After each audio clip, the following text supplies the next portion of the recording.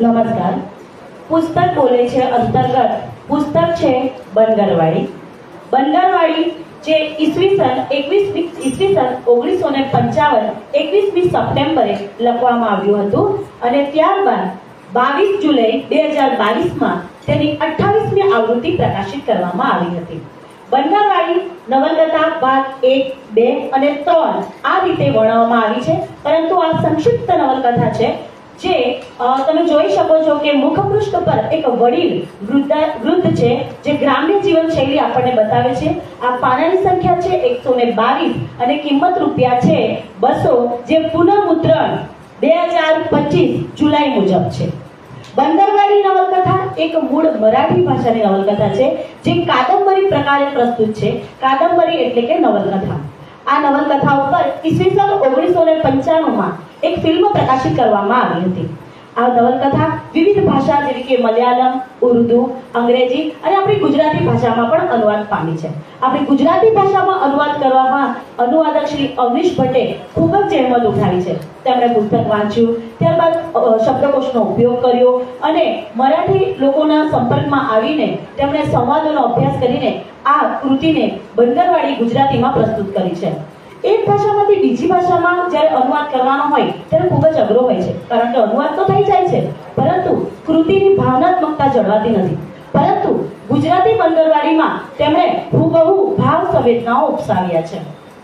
આપણા ગુજરાતમાં ગુજરાતી સાહિત્યના અભ્યાસમાં અનુસ્નાતક કક્ષાએ આ નવલકથાનો સમાવેશ કરવામાં આવ્યો છે. પ્રથમ ગુજરાતીમાં વાંચ્યા બાદ મને મૂળ ભાષામાં વાંચવાનું મન થયું અને મૂળ ભાષામાં વાંચ્યા બાદ ખરેખર મને ગુજરાતી ભાષા વાંચવામાં જે રસ પડ્યો તે ખરેખર ખૂબ જ સરાહનીય કહી શકાય. તો બંદરવાડી જે છે એ લેખકે આપેલું નામ છે. લેખક વ્યંકટેશ મારમૂડકર છે. એ પોતાના ગામથી 3-3.5 માઇલ જે ગામ હતું એનું નામ બંદરવાડી છે. હવે એનું સાચું નામ લેંગરવાડી છે અને આ વાર્તાને એમણે બંદરવાડી નામ મૂક્યું છે. હવે બંદરવાડી જે નવલકથા છે એનો પરિચય આપતા પહેલા હું એમાં આવતા પાત્રોનો સંક્ષિપ્તમાં પરિચય આપી દઉં. તો એમાં પ્રથમ જવાબદારીવાળું પાત્ર છે એ છે રાજારામ. જો રાજારામ ના હોત ને તો આ બંદરવાડી નવલકથા ઉપસી જ ના હોત એમ કહી શકાય, તો જરાય ખોટું નથી. બીજું પાત્ર છે મુખીબામો. મુખીબામો એક વડીલ છે અને વૃદ્ધા છે. એમના વાતથી પ્રોત્સાહન મળે છે અને હિંમત મળે છે. ગામના બધા જ તેમનું માન ખૂબ જ રાખે છે. અને ત્રીજું છે દાદુ. આમ તો આ વાર્તામાં ખલનાયક જેવું પાત્ર કહી શકાય. કોઈ એવી પ્રવૃત્તિ તો નથી, પણ એના વાણી અને વ્યસન વિચિત્ર હતા અને શરૂઆતમાં જ આપણા કથાનાયકનો ભેટો એમની જોડે થાય છે અને એ શિકાર બને છે. એમનો શિકાર બને છે આયબુ. હવે આયબુ જે છે એક ત્યાંનો સ્થાનિક રહેવાસી ન હતો. ત્યાં રહેતા રહી ગયો હતો. તેને કોઈ ઘર પરિવાર ન હતું. આયબુ આખો દિવસ રખડિયા કરતો અને માસ્તર સાથે આત્મીયતાના ભાવ સાથે એ જોડાયેલો હતો. આયબુ ખાટકી હતો, પરંતુ માસ્તર માટે છોકરાઓ લાવી આપવાનું કામ એ કરતો હતો. આનંદ રામોશી જાતિનો હતો. રામોશી જાતિના સમાજમાં આમ તો કોઈ માન પાન કે સ્થાન ન હતું. એને ખૂબ જ નીચી ગણવામાં આવતી હતી. આનંદ તો આખો દિવસ ફર્યા કરતો અને આખો દિવસ ક્યાં રીંગણા, ટામેટા, ડુંગળી અને જુવાર બાજરીના પાક તૈયાર છે એનું ધ્યાન રાખતો. મધરાતે જઈને પોટલીમાં ભરીને લાવે અને સવારે તો લોટ પણ તૈયાર થાય અને રીંગણાનું શાક ચડીને તૈયાર પણ થઈ ગયો. એ આમ કેટલીક નાની મોટી ચોરીઓ પણ કરતો અને પોતે જ માલિક આગળ જઈને પોતાની કબૂલાત પણ કરી આવતો હતો. એ પોતાની આદતથી મજબૂર હતો. એને પોતાનું ગુજરાન ચલાવવાનું હતું. આનંદો પણ આ માસ્તર સાથે ભાવનાત્મક સંબંધથી જોડાયેલો હતો. આ ઉપરાંત સત્તો જે થોડું લખતા વાંચતા આવડતું હોય છે અને માસ્તરને બીજા છોકરાઓ ભણાવવા માટે મદદ કરતો હોય છે. જગનો જે ફક્ત 15-16 વર્ષનો હોય છે અને હાથ ભાંગી ગયેલો હાથ બેસાડવાનું કામ એ કરતબ એના બાપા પાસેથી શીખ્યો હોય છે. આમ નાના મોટા પાત્રોની આસપાસ આ સરસ મજાની બંદરવાડીની આ નવલકથા એ લખાઈ છે. હવે શરૂઆતમાં જ કથાનાયક એ નોકરી અર્થે બંદરવાડીમાં જાય છે. એક નવા ગામમાં જવા માટે કેટલાક કલ્પના વિમાસણ સાથે ત્યાં જઈને શું કરીશ, ક્યાં રહીશ, કેવું હશે ગામ, અને એ કલ્પના સાથે ડગલા ભરતા જાય છે. એ સમયની વાત હોય છે ત્યારે કોઈ વાહન વ્યવહારની સુવિધા ન હતી. ક્યાંય પણ ગામની કોઈ સગવડતા કે સુવિધા ભર્યું વાતાવરણ ન હતું. એ ડગલા ભરતા જાય છે અને જતા અંધારું થાય છે.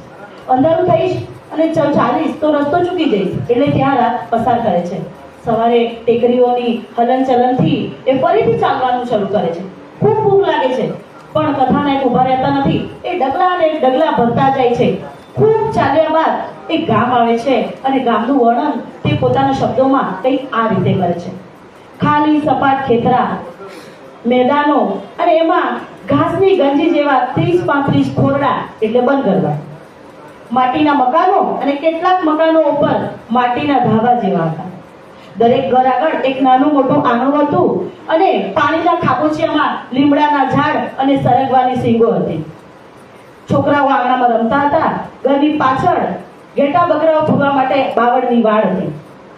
દરેક કેટલાક ઘરોને તો કમાડ ઉપર તાળા હતા અને જે ઘરો બાંધતા જગ્યા વધી હોય એ જગ્યાનો એવો રસ્તા તરીકે ઉપયોગ કરતા હતા. અને કેટલાક છોકરાઓ રમી રહ્યા હતા.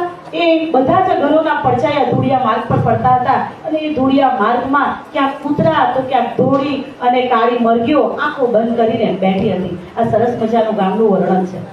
કથાના ગામમાં પ્રવેશે છે, લોકો જુએ છે, પણ કોઈ પણ પ્રતિક્રિયા આપવા વગર એ પાછા ઘરમાં જતા રહે છે. કથાનાયકનો બેટો અવનવા માણસ જોડે થાય છે. દાદુ મળે છે,